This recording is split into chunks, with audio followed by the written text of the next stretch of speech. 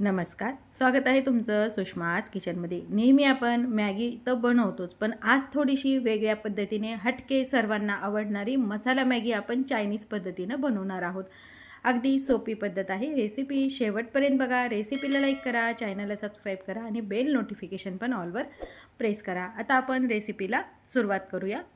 Chinese मसाला Maggi बनवण्यासाठी इथे मी 2 cup पाणी उकळायला ठेवलेलं आहे। मी 2 पॅकेटची मॅगी बनवते।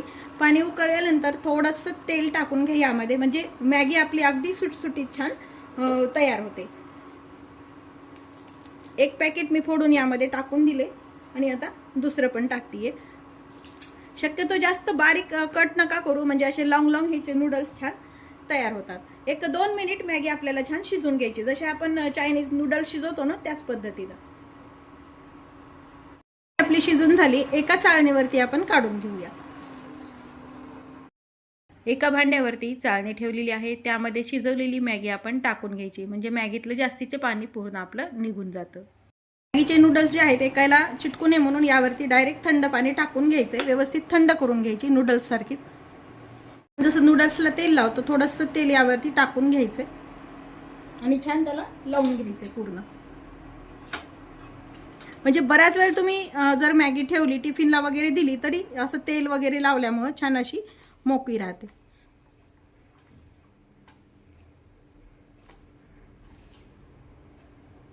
आता सर्व मॅगीला आपण तेल लावून घेतलेलं आहे। आपण शिजवून घेतली, पुन्हा मी कढई क्लीन करून गरम करायला ठेवलेली आहे।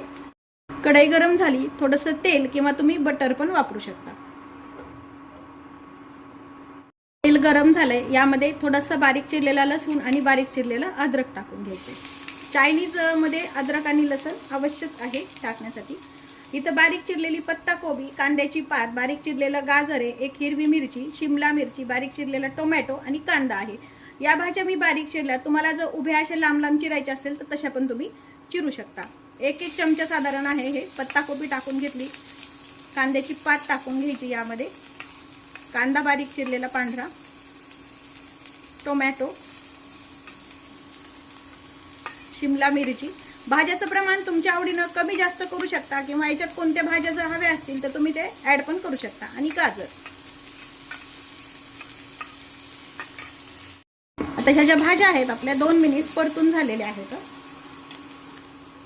इथे मी एका वाटीमध्ये हे जे चायनीज नूडल्स मसाला आहे तो घेतलेला आहे, आणि मॅगीचे 2 पॅकेट वापरत आहे म्हणून मॅगीचा 2 पॅकेटचा मसाला घेतला। एका वाटीमध्ये हा काढून घ्यायचा आहे।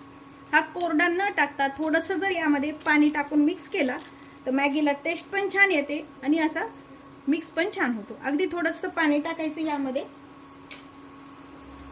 गाठी न होता मिक्स करून घ्यायचंय।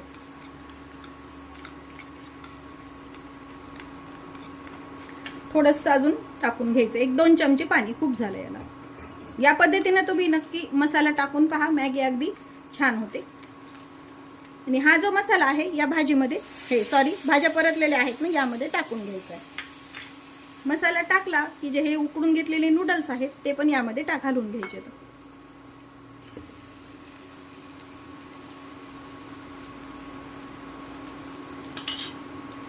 टाकल्यानंतर यावरती 1 चमचा सोया सॉस टाकून घ्यायचा आहे